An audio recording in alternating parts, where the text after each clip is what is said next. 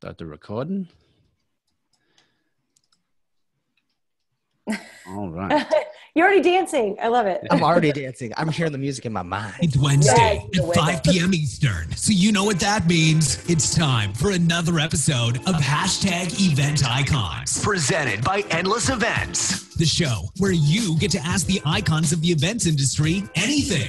Use the question panel on the webinar to submit your questions. Or you can hop on Twitter. Submit your questions with hashtag Event Icons. We'll be answering your questions live during the entire show. Before we get started, the more people we have watching, the better conversation we can have. So please help share hashtag Event Icons on Twitter and Facebook. Just tell your friends to watch at www.event-icons.com. Now, without any further delay, this is hashtag Event Icons with your hosts, Will Curran Of Endless Events. Brent Kruger Of Event Technology Consulting. Alex Plaxton Of Little Bird Told Media. Audrey Gallien Of Catalyst. and Tahira Endean. Of hashtag BC Tech Summit. All right, everybody, and welcome back to another episode of Event Icons, where you can meet and mingle with the icons of the event industry, and I just made that up. I'm Brent Kruger, and if you listen to that intro, you heard some new names, and that is what I'm really excited to talk to you about. But before we get to that, I want to introduce our super special, amazing guest for the day. We're talking with Judi Holler, who has been doing hospitality industry since the age of 13, when she was also a Second City improviser before she started her own company, Holla Productions, in 2016, where now she is teaching the benefits of improv to manage fear, build confidence, and maybe help build your personal brand. Hello, Judi. Well said. Hey, Brent, what's up? It's almost like I wrote it that way. Yes, it did. Nice job, Brent. I'm very proud of you. It sounded exactly like the way that I wrote it. Now, we're so excited. We're going to be talking today about building your personal brand.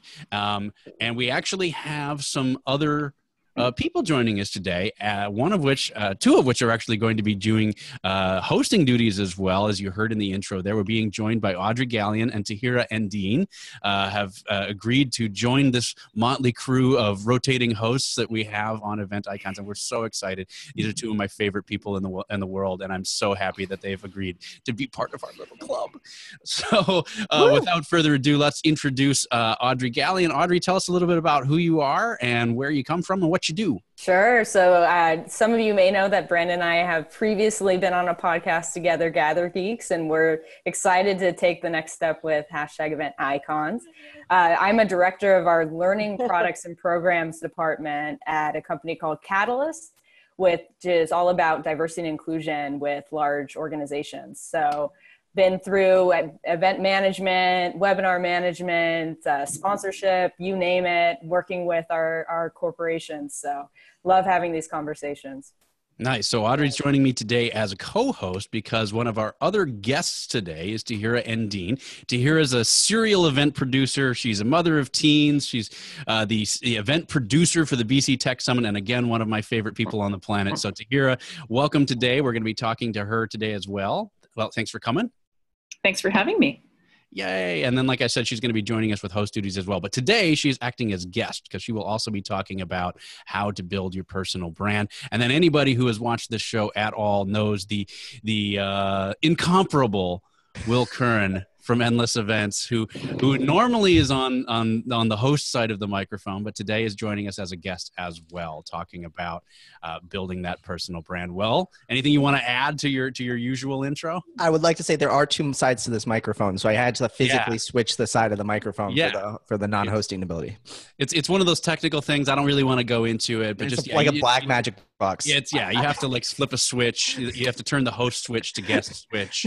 It's really complicated. You wouldn't understand. Well, thanks everybody for joining us. I'm really excited about today's show because it's a great topic that spans a lot of our industry, whether you're on the tech side or the planning side or the marketing side. It's all over one of these useful things that can be really helping you in your career and in your events. So let's start with the questions that we usually start with. Judi, we're going to start off with you as our featured guest. We want to find out a little bit more about what got you into the events industry. Yeah. So, I mean, my first job in the events industry was when I was 13 years old and I served muscatoli at weddings. So I worked on the banquets side of things for a long time, and then ultimately found my way into the restaurant biz. And really, I've done everything from bus tables to wash dishes to run a bar, to all of that sort of stuff. And then ultimately, when I was doing that, I was kind of bartending and working as a corporate event or corporate trainer for Hard Rock Cafe at the time. And my boss's wife was a member of MPI. And I was kind of lost and trying to figure it out. And she goes, you should come to an MPI meeting. Like, there's this whole industry. I mean, I had no idea people even worked in hotels outside of the front desk. You know, there was this whole, a whole new world. That's the soundtrack, right? And so I go to the meeting, man, and I had these like resumes back when you printed resumes. Now Google's the new resume. We can talk about that.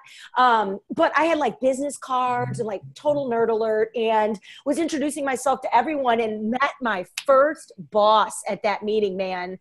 And I had no experience in this industry. No one was talking to her. This tall, gorgeous blonde woman in a beautiful black suit.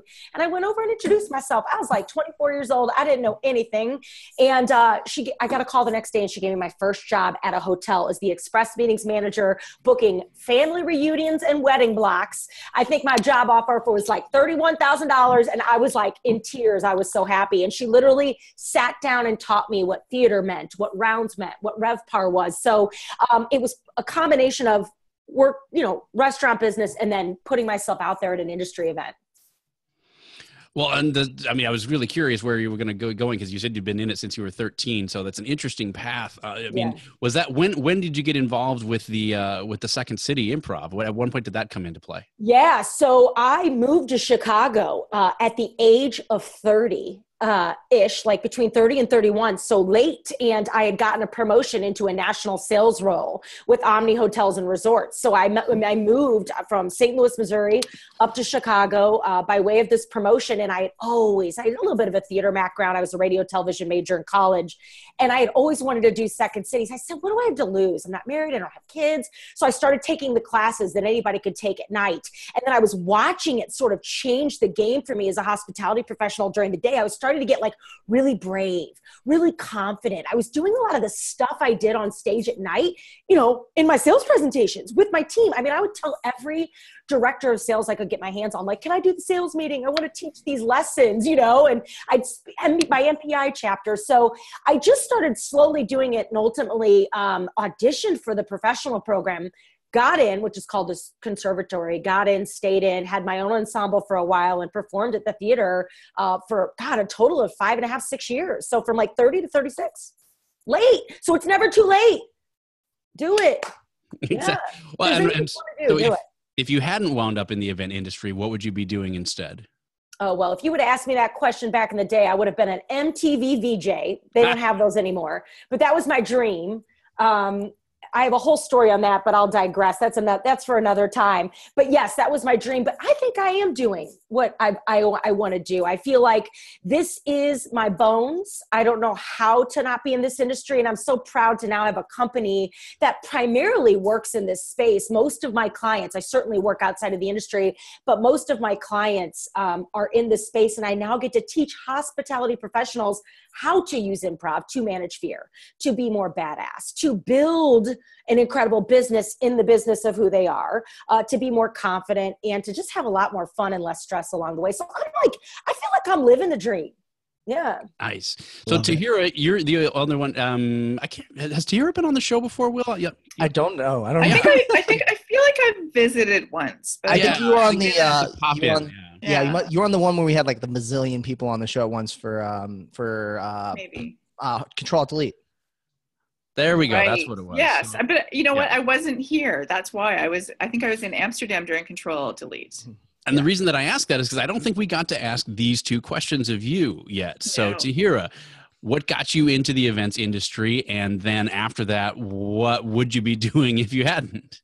Oh, well, I don't even think I can answer the second part. I love what I do. I did it all backwards. So I was a hairdresser, which I loved. And I did that until I was in my 20s. And I did it for a long time. I started like Judi. I started that first job when I was 13. I did it all through high school. I took beauty culture. It's kind of a little bit Grease.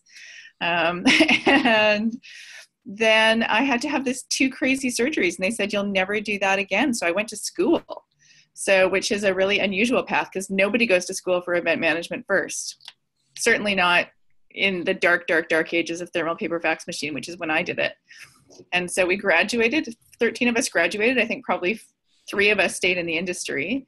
And I had a practicum in Vancouver, and it was at the convention center where they handed me a big box of stuff and said, okay, we're doing this Partners in Professional Planning with, MPI and WHAM and ISIS, and it's going to be great. And here's your box. And it literally had, piles of checks and programs. And I didn't know what a BEO was. And I had to meet a hotel and do BEOs, and it was in 3 weeks. And it all worked out. And so then I think I actually made less money than you, Judi, at my first job. So the committee scooped me right up for the whopping sum of $24,000 a year. It was a Canadian, though. Canadian $24,000. Yeah, so basically I worked for minimum wage or less because, of course, you still worked all of that overtime. My best year ever was 1996 when I made $4.10 an hour. So don't ever calculate the number of hours you work in event planning, kids. That's my advice to you. So I've been doing it for a long time, and then I wrote a book about it because it was so much fun. So no, I honestly can't, other than just traveling the world and eating my way through Europe, I really can't think of a different job I would be doing that I would love this much. So it's like a disease, but that's okay. The good kind of disease. Good You're disease. A special breed. Yeah. And you can't think of anything else you would have gone into? No. Professional really, laying on the floor. No, I really, I feel really lucky that I got to have 2 careers that I've loved. So no, astronaut, but Classic. Space cowboy. Yeah. Yes. Brains. Yes. Yeah. Yeah, So- no. So Audrey, you've actually been on the show before. It was episode 46. It was an amazing episode. If you haven't heard that one, please go back into the archives and check it out, talking about diversity. Awesome. It was a phenomenal episode, well worth the listen. Again, episode 46. For anybody that hasn't heard that, what's the short version of where you've come from, how you got into the industry, and what you'd be doing instead? Oh, well, I mean, I'm just following interests where they took me. I studied anthropology in college, and for whatever reason was interested in business anthropology, which basically means understanding companies' cultures, and ended up at Catalyst and have been with Catalyst for 6.5 years, just working on diversity and inclusion. And it turns out when you are working to bridge divides for people who are different from each other, events are the best way to do it. Creating alternative safe spaces for people to practice behavior that they've never done before. So we do it all. For me, in our learning products and programs department, it's about developing these programs and immersive experiences. So it's just been, for me, following my passion and just learning and interest. And I think, if anyone's heard me speak before, I think events are fascinating because you're just creating these microcultures and seeing what happens. If I wasn't doing what I did, it would be something related to Star Wars. Anything, give me any job. Anything related to Star Wars. I applied for a long time ago. I applied for a Star Wars event coordinator position. What? And I tried to make the most interesting resume and cover letter. I even had, what did I do? Oh gosh, it was so funny. I had Tarkin, Moff Tarkin in the corner and said, "You may file when ready." And I thought, this is the funniest Star Wars pun ever. They're going to give me an interview. They did. But anyways, but like Tahira, I love what I do. But I certainly have a lot of interest. So yeah, we'll see. All right, Will, you've got the switch dialed to guest. So if you could change any of your answers from previous episodes. Yeah, I was going to tell everyone, episode 29, if you want to hear my backstory, that's the episode where I tell everything. But if I don't remember if we had this question back then, but I'd probably be doing something in marketing, digital marketing, probably. I mean, I think that's why primarily I'm here on the show today. That's why we've got you as a guest. Yes, it's what I've kind of created as a digital personal brand, essentially. And for Endless, I think I'd be doing stuff like that. I'm really passionate about it. I'm really good at it. And I think that's one reason why Endless grew really fast too. So I'd say probably that, but similar to Tahira, it's hard to not, when you're the entrepreneur, when you're the owner and everything too, like when you get to dip your hands in a little bit of everything, that's really hard to say I would want to do anything else. Yep. That's great. Well, we're obviously, here to talk about how to grow, develop, build a personal brand.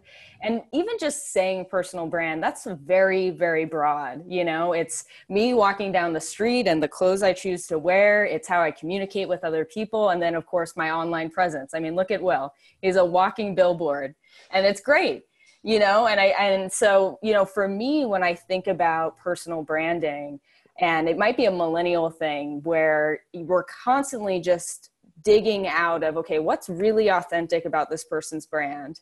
And what is my connection point to it? And I think we make decisions about, this is the part of me that I want to showcase out into the world. These are parts that might be stretch. And it's really a trial and error as you're growing. Who am I to the external world? So Judi, can you share a little bit about what that process was like for you? Starting your industry work at the age of 13, you probably had a nice, long, slow growth. But when you decide to put yourself out there and have your own organization, and that's a huge risk. So what was that process like for you? Yeah, totally. It's such a good question. And I love the trial and error analogy, because I think that's what sums up your brand, the business of who you are, but life, right? So one of the best pieces of advice I got early on when I became an entrepreneur, started my business, was someone said to me, if you don't look back at your early stuff, especially entrepreneurs that are putting themselves out there via social media, video, blogging, which, oh, by the way, if you're breathing and you have a brand, you should be doing a little bit of that, period. We can talk about that. So if you're putting yourself out there, someone said to me, if you're not embarrassed by the stuff you post at the beginning, you're doing something wrong. And this is why I take nothing off of YouTube. All of my early videos, I used to have a flip cam, and for MPI Chicago chapter events, old school flip cam. They're awesome. Now, this was before Periscope. Okay. I was like, Periscope, I had a show called Taking It to the Streets, and I took a freaking flip cam, and I would walk around at the chapter events, and I'd be like, guys, we're live here at the Hotel Intercontinental. We're having dinner, and this place is amazing. Here, meet the chapter president. Literally doing that stuff, right? I look back at those videos, and I'm like, oh my God, but oh my God, right? So my answer to that question is, we have to have the guts to press the buzzer.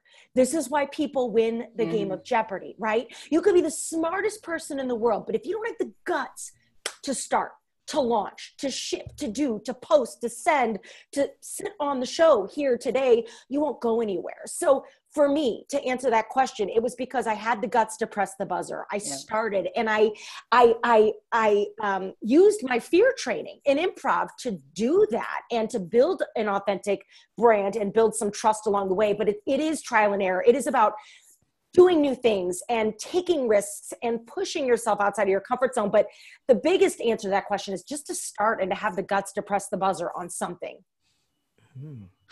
I think I can follow up with what made my next step, because I definitely agree. You have to get started and be willing to mess up and do things weird. I mean, yeah, definitely. I was actually the opposite. I took down all our old YouTube videos for a while because I'm super protective of our brand, and I didn't want anyone to see when we started, we were a DJ company. So when we started getting bigger clients, I didn't want people to search that up and be like, oh, this was you 4 years ago. You were just a DJ doing backyard parties. Now you're doing my $250,000 corporate event. I don't know if I want to, but I think the thing is, the big step that I and the company made that really helped is that be standing out there to do something different and be weird and own it. Oh, yes. For us, it was this lime green, which eventually embodied the culture of the company. Everyone else was black on black, super professional, everything like that. And we were walking with lime green t-shirts, lime green chucks, but people knew us for that. And it becomes literally so embedded in what we do that people all the time ask where are your lime green shoes, all that sort of stuff. But then also it goes even further. As Brant knows this, he's been on site where my clients have said to me, oh, Will never wears anything but Endless shirts. And people think this is my entire attire. Yes. If you watch every podcast episode, I'm always wearing this shirt, a shirt, a variation of Endless. I'm not even wearing the lime green one. I decided to be a little weird and different this time. Awesome. but I think that you have to be willing to do something really weird and stand out and own it. I think, for example, to use him as a great example, Nick Borelli with his Pikachu hat, when like for like 5 or 6 webinars last year, he wore a Pikachu hat or something weird. And I think he wore like a Make America Great hat again. It was just weird, but it stood out and is part of his personality, and you remember him for it. And I think Nick does a really, really good job at, pushing it and saying, I'm going to be memorable and different. And I think that's really important when building your personal brand. Totally. And all of that takes confidence and the guts to do that, and to mostly trust that what you have is good enough. I think so many times we get afraid of how we don't realize how awesome we are. And we get afraid that people are going to judge us. And we get afraid that people are going to make fun of us. And I say this in my talks all the time. I hate to break it to you, but people are already making fun of you. People are already judging you. People already don't like you. So who are you living your life for? I got a Snoop Dogg behind me in my signature hot pink chair, right? Like I like you. Like, I don't care, right? I've had people on my, when I do my shows, I have a little figurine over there. I had someone really upset because they thought it was Barack Obama, and that I was being political in my show. And I got like all these like sort of trolls on I'm like, it's not Barack, it's Snoop. Come on, everybody loosen up, right? But that's my point. You're not going to please everyone, and you have to do what feels right for you and your brand, and you have to have the guts to do that. And Nick Borelli, MB, is a great example of that. He's really creative online, and it's fun to watch people that are really in tune with their own swagger and have the confidence to, have some swag. The world is, let's shake it up a little bit. Let's find a way, because it is so crowded and noisy out there. It is on you to make people remember you. We cannot get mad when people don't remember who we are. You make me remember you. Give me a reason to remember who you are, right? I think that's on you. So that is always kind of the goal in the mission. So I have a couple of things on that. So one of them is, first of all, I have teenage children, which Brant said at the beginning. And so my daughter actually wrote this book when she was 15. And my favorite line from it is basically like, let your freak flag fly, right? So, which I think is a great perspective to have from a 15-year-old when there's so much other crap going on. So I think that's amazing. But I also I totally get what you're saying, Judi, but then I'm like, I'm Canadian girl. Like, I am not the out there person. And Brant is like Midwest guy. He's also, don't take this the wrong way, Brant, we've known each other a long time, but both of us have very different personalities. Then let's go with you and Will. What? I don't know. But I'm just saying, I think that there's just different ways that people build brand, right? Because I think that, we all 5 of us have a very, a personal brand that we would be known for, all very different. And that it's okay to be like I wish I was more like Judi and Will, but I'm not. I'm more like, hi, I'm Tahira, and I wrote a book, and so it's been a really interesting learning process for me to go through that. So I wrote a book, Now What, and trying to figure that out. So it's really looking at how do you do that, and I think a lot of it it's online as well as offline. So I feel like I'm always authentic to who I am, whether you meet me in person or see me online. I'm not ever trying to be something else. Audrey, your point about, the millennials always looking for authenticity. I'm way past being a millennial, not even close. But it's, and thank you, Mom, for these jeans. But, it's about how, all of those things, right? So it is about I think building a brand is about whether you do it in a more quiet way or a more out there way. Yes. It's always, I think, about that authenticity, right? So, but also finding what are those points where you have your own perspective on things. Mm-hmm. I love that. I was going to mention something. If you guys have ever seen the movie Prestige, I think there's a good scene where he talks about like how the show and the magic trick is with the Chinese man is like his whole show is everything that he does from the second he's walking out to the cart. If you don't know what I'm talking about, watch the movie. I don't want to spoil it too much, but I think there's also about the authentic point. For a while, I tried to this very much like two-phase world that like I have 2 Facebooks, right? A personal Facebook and a professional Facebook. And it grew extremely difficult to try to manage 2 different lives. And I think that you can start that. And it seems like the great idea is like, I'm going to have these 2 lives, one professional, one personal. But I think it's going to get so stressful. And then when you suddenly embrace yourself and be who you are, I'm the fast talking, super energetic, bright colored shirt, t-shirt wearing, fun guy who like loves to take care of people. And I owned that. And then all of a sudden I saw way better results than when I tried to separate and had professional Will. And then goes out on nights, Saturday nights, kind of will. So just don't try to separate too much, because you'll age a little bit faster. It's kind of like when I got over like having a bob, because I thought that was this right haircut to have if I was working in a professional environment. The bob. The No, bob. I love it. And I love that you brought up that point about introverts versus extroverts, because that is not the definition of personal branding. Your personal brand is not how extroverted or introverted you are. There are so many incredible introverts out there that have built phenomenal personal brands.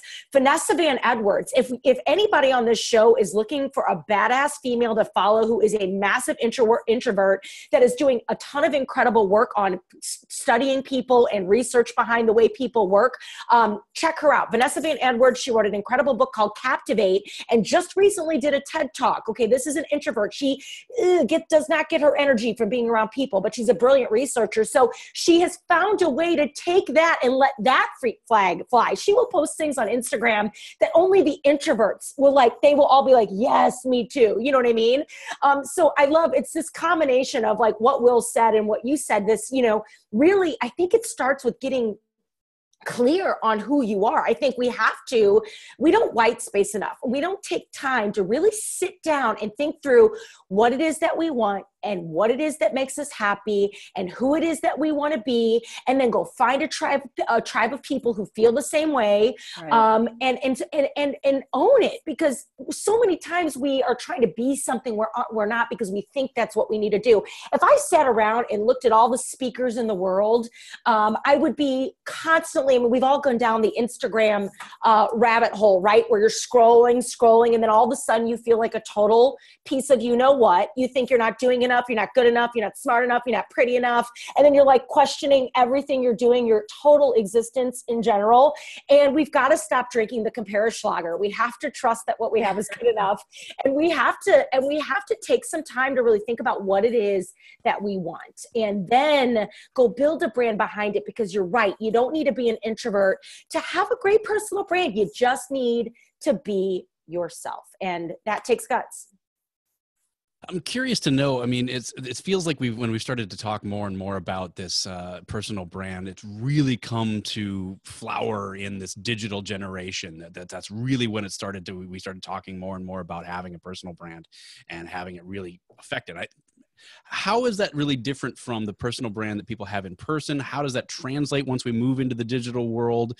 Maybe you guys have some tips about helping to build that digital persona. Will's about to jump through the screen. I think he might have an answer to this. Will, take us into the digital, man. I know this one.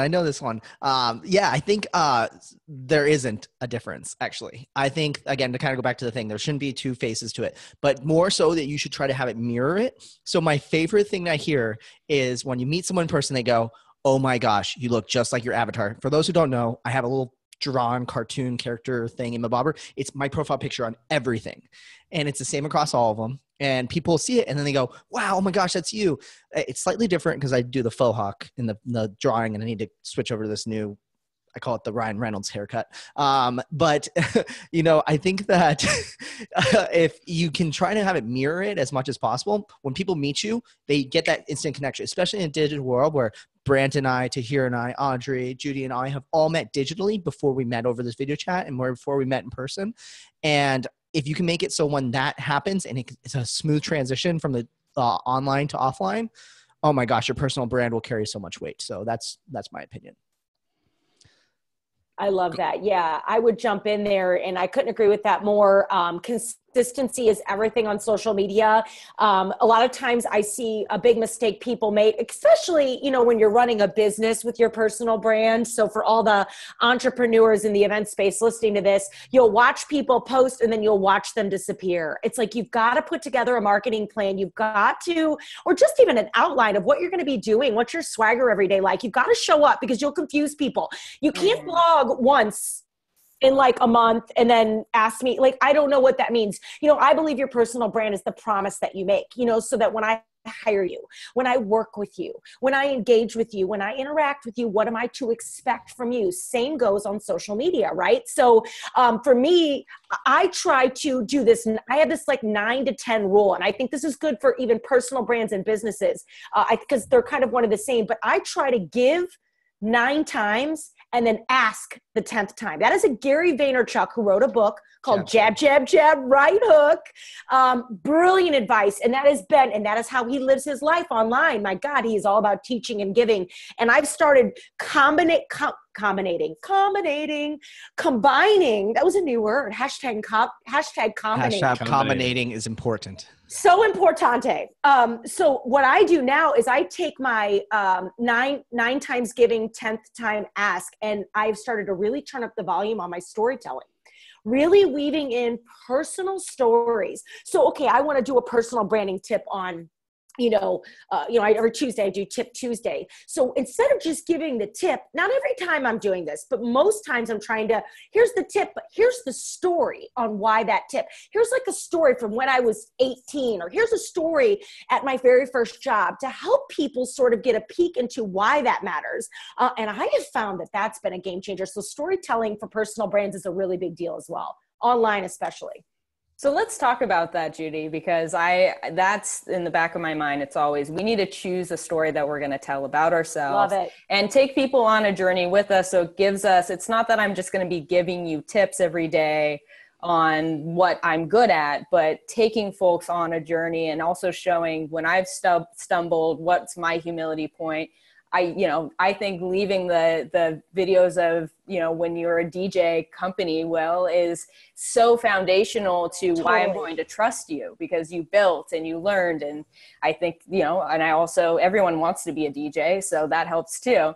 There's so many different angles you can take, and it's just being smart about how you tell your story. So Tahira, I'm wondering for you, you have your book, you've been in the industry. It seems like every single person who's ever been in the event industry. How do you choose the story that you like to tell when you're on podcasts or, engaging with people on Twitter? So I definitely don't have one story. And I probably should. I should probably be a lot better at storytelling and actually having a plan, because I don't really have a plan. I tend to move at about a zillion miles an hour. So I think as long as I'm following my instincts, like if something feels wrong, don't do it. If it feels like, don't say something out loud that doesn't make any sense, or that you would want to take back the second it comes out because you think it's the right thing to say. I think it's more about that. And I think, what I know from being a hairdresser for a long time was that, when you stand beside somebody we basically have our 2-week story. So you tell the same story for a couple of weeks, and then you kind of get a new story, and then you tell that story for a couple of weeks.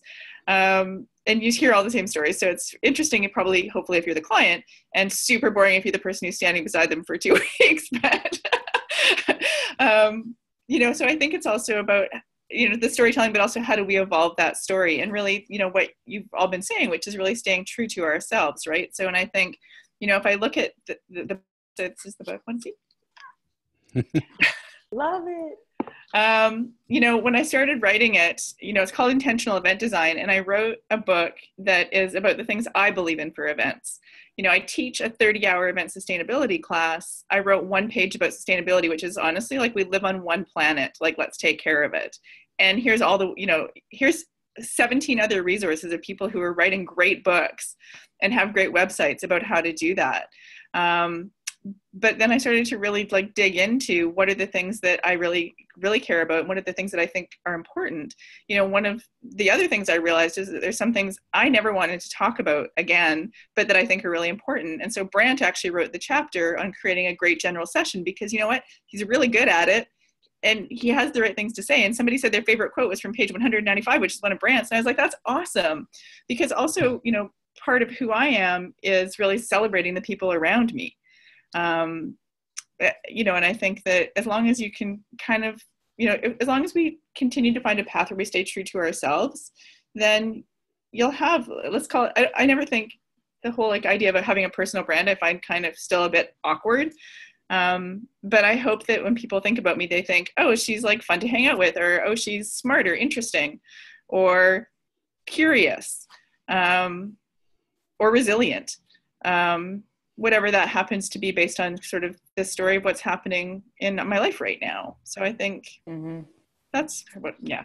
Not sure that's really the answer you were looking for, but that's everyone's answer is different though. That's the point of the story and the personal brand. So I appreciate it. Tahira, I was curious. It's been a couple weeks since the book has been out, and it's kind of starting to settle in now. How has that been for your personal brand and everything like that? I'm just curious to know, like, from the writing an actual physical book, how has that done for you, for people to recognize you, see you as an industry expert, all that sort of stuff?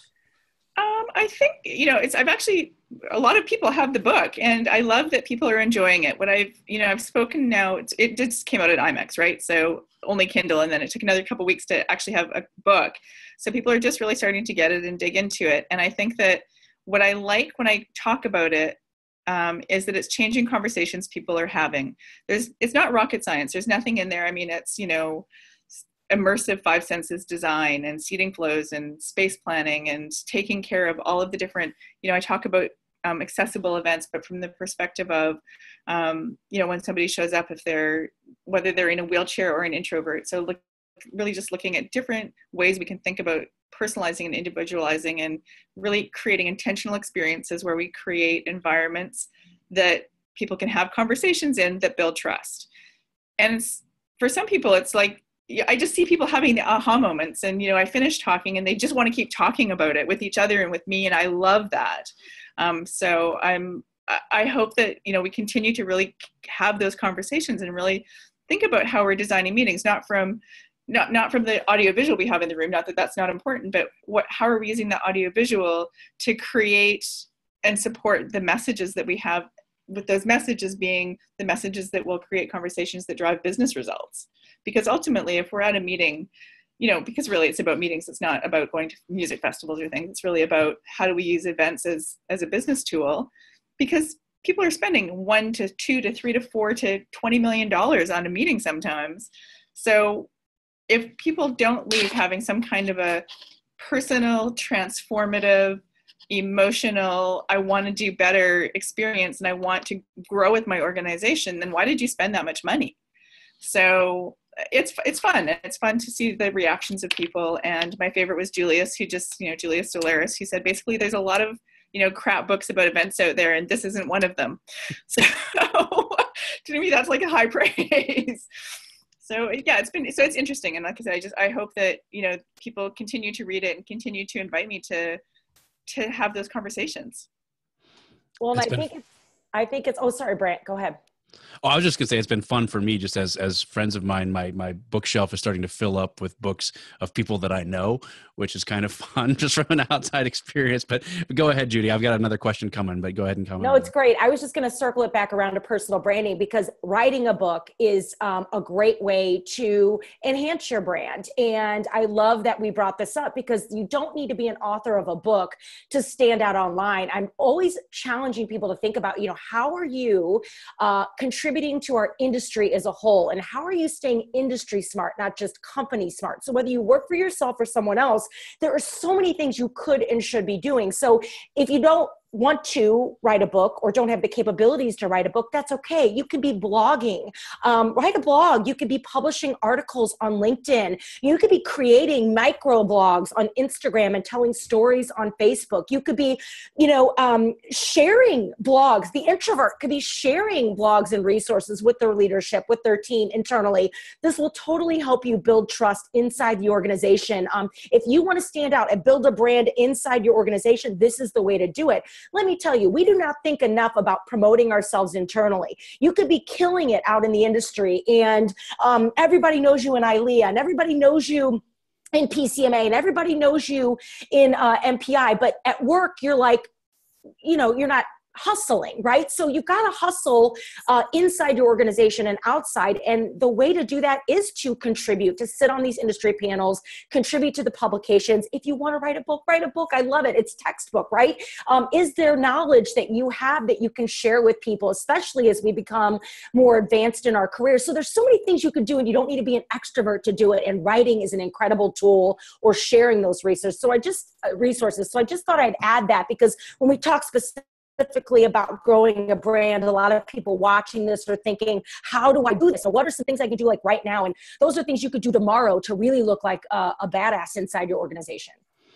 And that's exactly where I was going to go. I wanted to know a little bit more about how the personal brand affects both inside an organization, but also inside an industry. So Will, let's go to you and then to Tahira. I just want to find out so Will, you've obviously started this show, and Tahira and I have been on a couple of shows, and Audrey and I have been on a show. So how do you feel that your personal brand is impacting the industry as a whole, and how do you see it as part of that industry as a whole?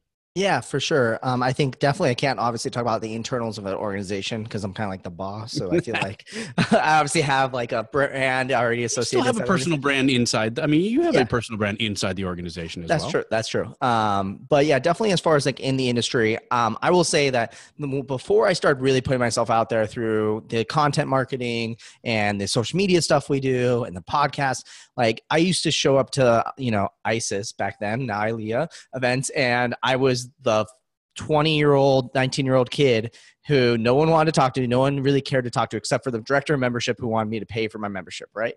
And then, so I very actively avoided networking events for a long time because of that. I felt like I was a young kid. I was being judged. I felt like it was really cliquey. And then it was actually 3 years ago or so, I got a call from ILEA and they said, we need you to have you on the board. And I was like, I'm not even a member. I'm not involved in any sort of way. And they're like, we don't care. We need you. You're the best of the best. Like, we got to have you. And I think when you build that personal brand, it amplifies everything else. Things I did at ILEA, I went from director of marketing communications to president in the next year that quickly because they saw me as valuable.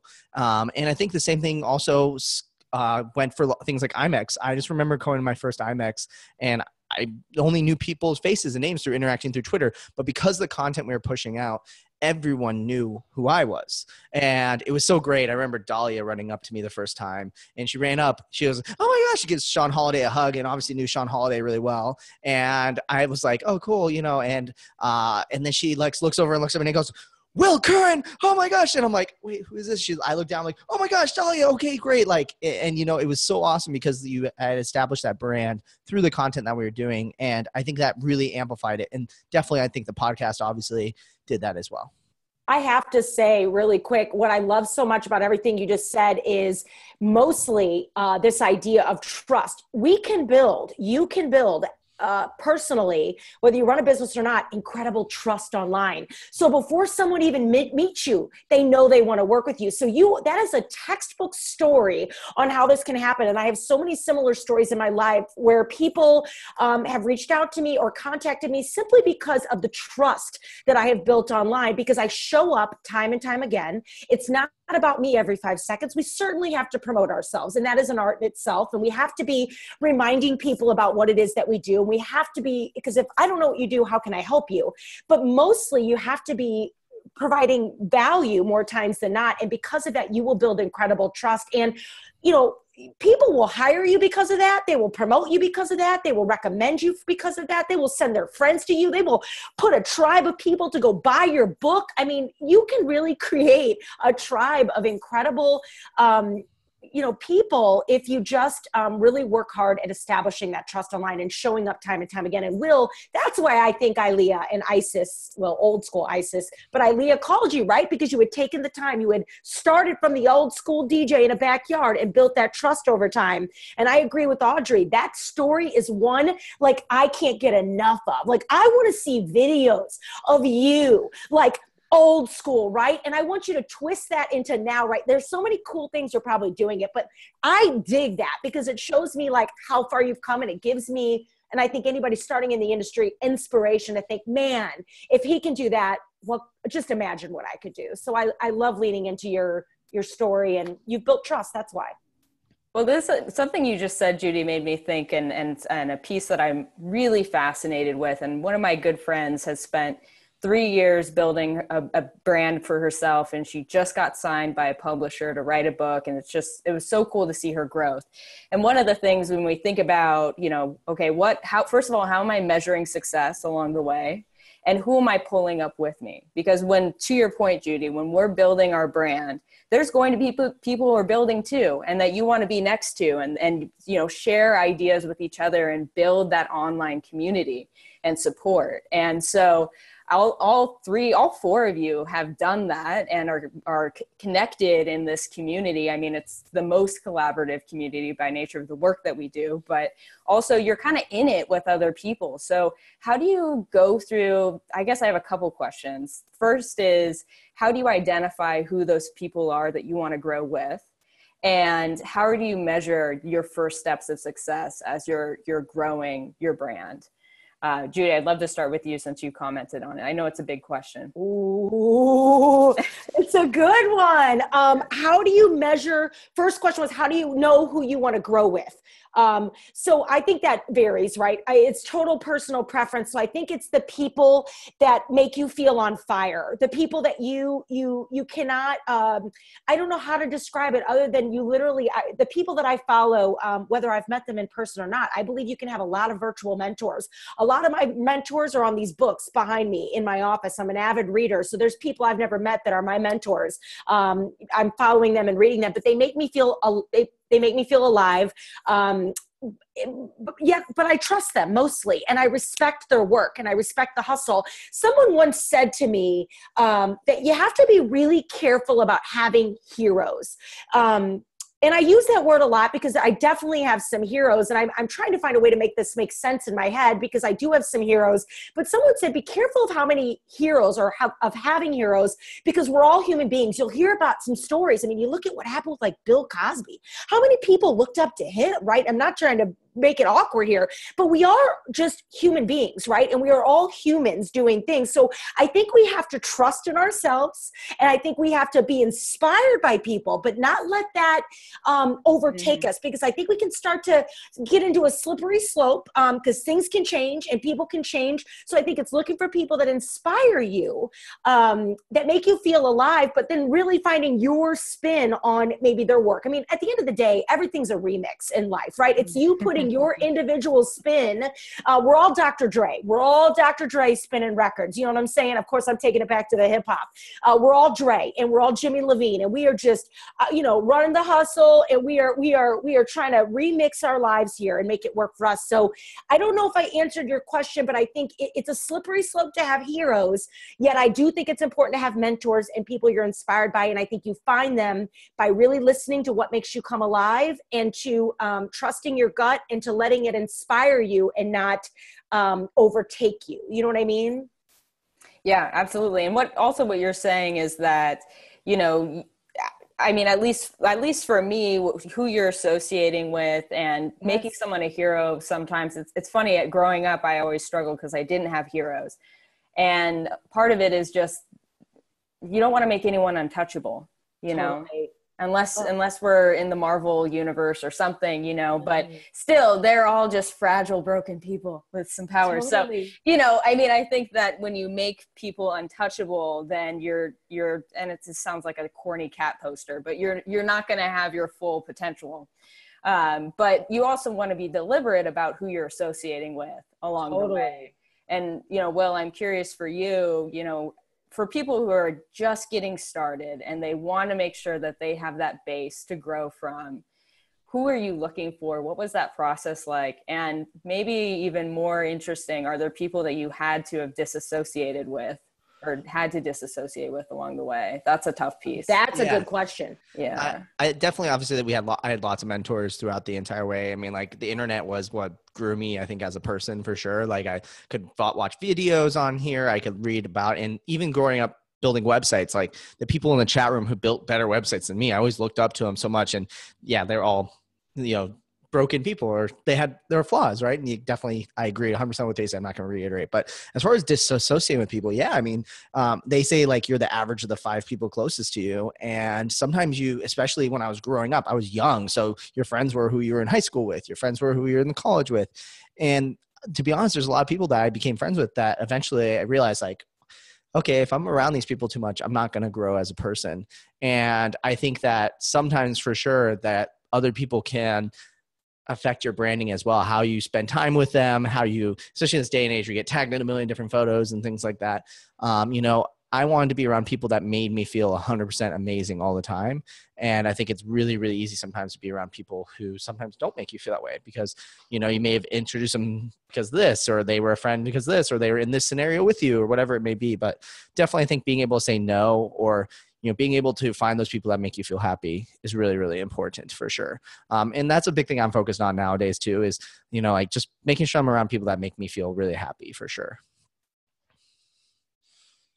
Yeah, that's good stuff. I love it. I know, like, high fives all over the place on that. I think there's this balance though, because we also, you know, yeah, there's nothing worse. This is like my big pet peeve. I've definitely had to shed some people, and it gets easier as you get older, but it doesn't make it easier. I'm a, you know, people pleaser by nature, you know, the way I grew up, family dynamics, stuff like that. And like you, Audrey, I had a kind of difficult and interesting childhood and family environment. So I was kind of like the mother to myself, you know what I mean? So that, you know, made things interesting. But the point of the story is you know, so I kind of had to go get it for myself, which I love because it made me who I am. And it's probably why I'm now running a business and doing the work that I'm doing to help people and to teach and all of that. But there's nothing worse than this pet peeve that I have, where you'll meet someone or you'll be following someone online.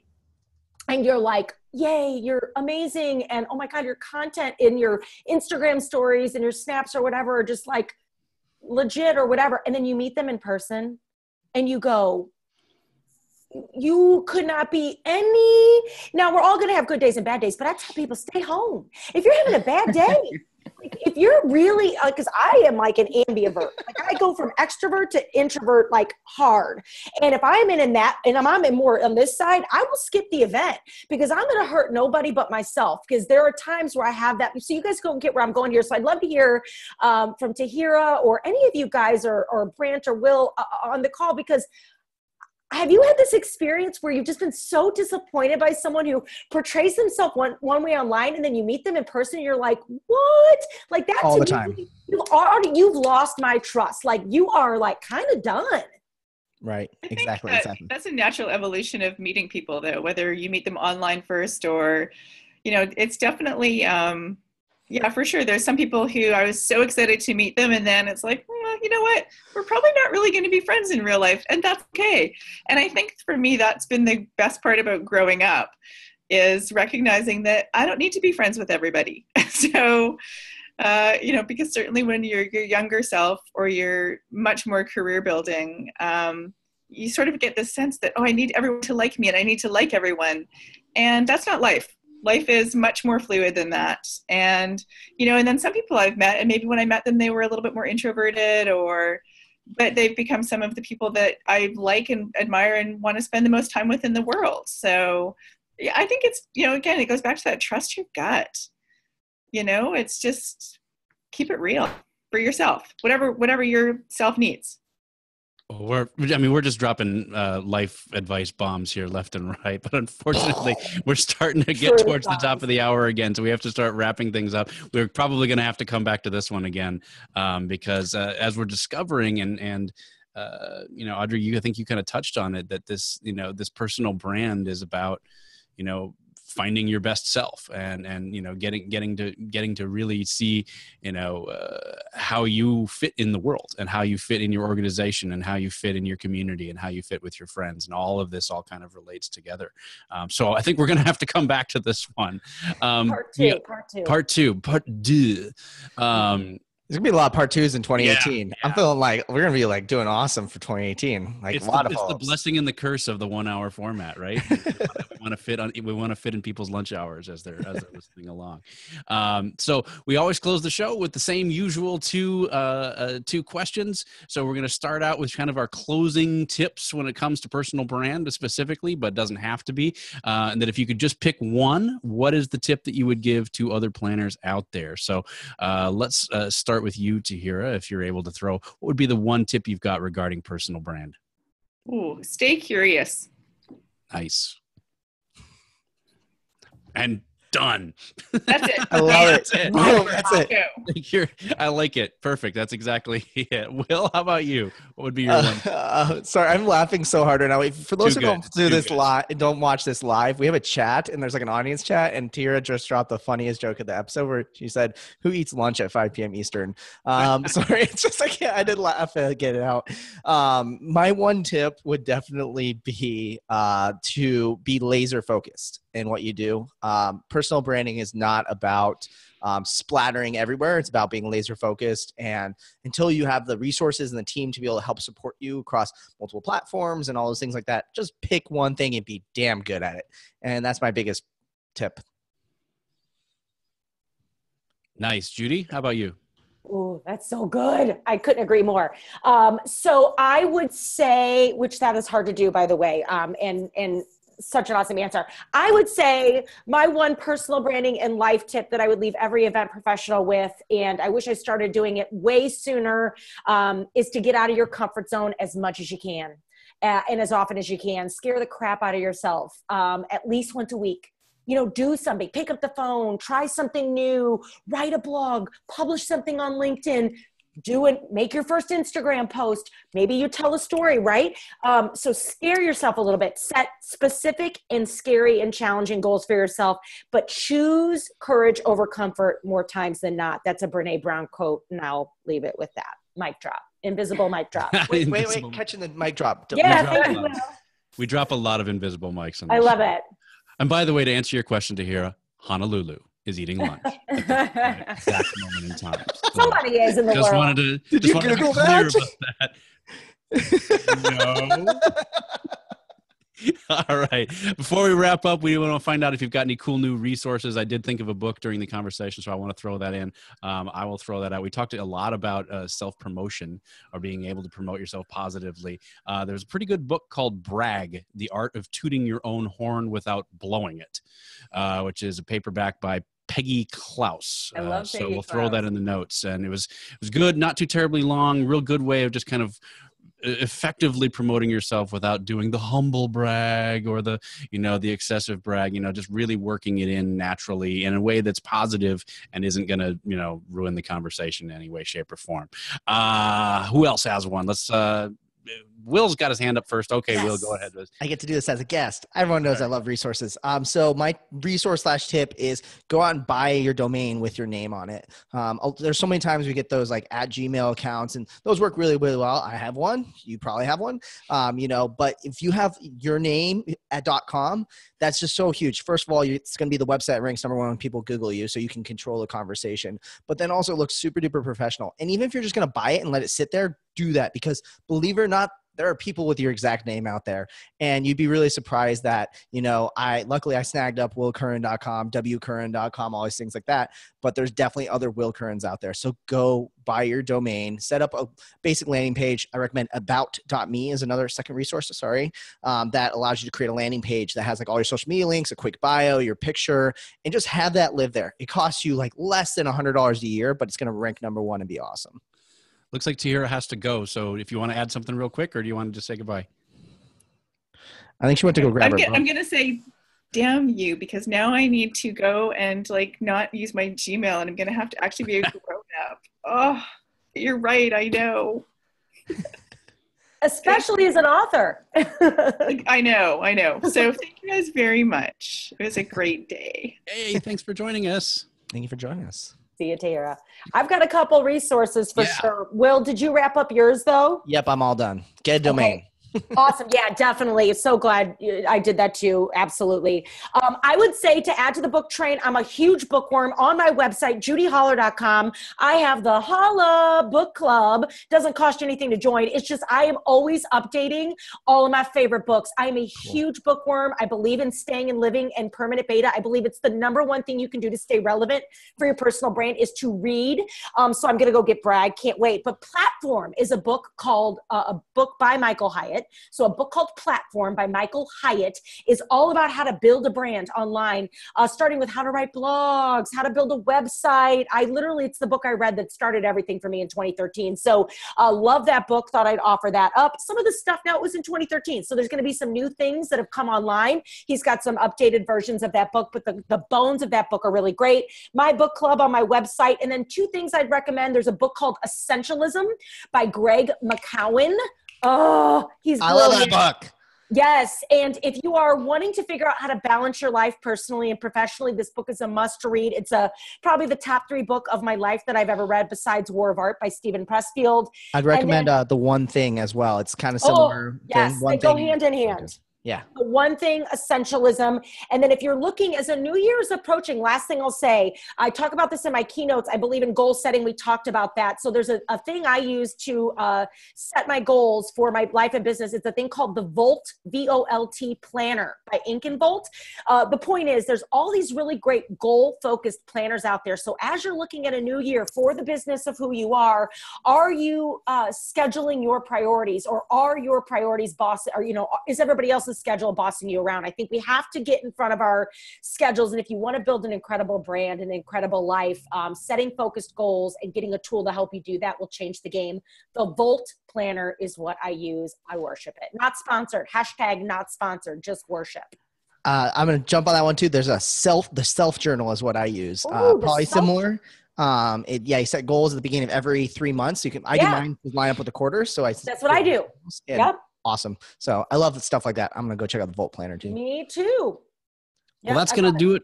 Yeah, that's going to do it for another episode. Audrey, do you have any resources you want to throw out at us? Well, I forever read things that have nothing to do with what I do because I just love to expand and bring my story in. And so I say, stretch yourself, just dive into things. Right now I'm reading Weapons of Math Destruction, How Big Data Increases Inequality and Threatens Democracy. Woof. But what's interesting about it is I'm also learning how to be smart about big data and how I can optimize making connections with people in a way that's savvy, safe, and is inclusive for the people I work with. So you can pick up any book. If you're curious, read it, because you're always going to be able to bring it into your story if you use it in the right way. And variety goes a long way for us to just grow as people. So that's all I got. Awesome. I heard an interview with that author and it sounded phenomenal. So that's on my list as well. Really interesting. So Judi, thank you so much for joining us. We really appreciate it. We did a fantastic job. We hope we can come back and have a part 2 one of these days. Yes, it would be my honor. My honor. Will, thanks for switching the knob from host to guest. Thanks. There you go. You got to turn the mic all the way around. And Audrey, thank you so much for joining me as a co-host. It's great to be working with you again. Likewise. Thanks to Tahira, who had to leave early. Great to be working with her again. I am so happy that I get to surround myself with all of these amazingly cool people and be a part of this fantastic conversation. A conversation that you can be a part of every week if you join us either on Facebook Live at Hello Endless on Facebook. If you can check us out live on the Zoom, which you can join by going to event-icons.com. And you can also subscribe on iTunes and get us put directly into your ears. But the freshest way is always with the Zoom or on Facebook. So be sure and sign up at Zoom so you never miss an episode. Otherwise, the iTunes kind of run on a couple-week delay. So if you want the freshest episodes, be sure and join us there. So thanks, everybody, for joining us. We'll see you next time on Event Icons. Thank you for joining us for another amazing episode of #Event Icons. To catch the transcription and all of the resources mentioned, head to www.helloendless.com/blog. This week's episode will be posted and available by next Tuesday. Also, let us know what you thought about this week's episode. Share your biggest takeaway and join the social conversation. Sponsored by Little Bird Told Media. Just tag your post with #Event Icons. We'd love to hear from you. Thank you again for joining us. We'll see you next Wednesday at 5 p.m. Eastern, right here on #Event Icons.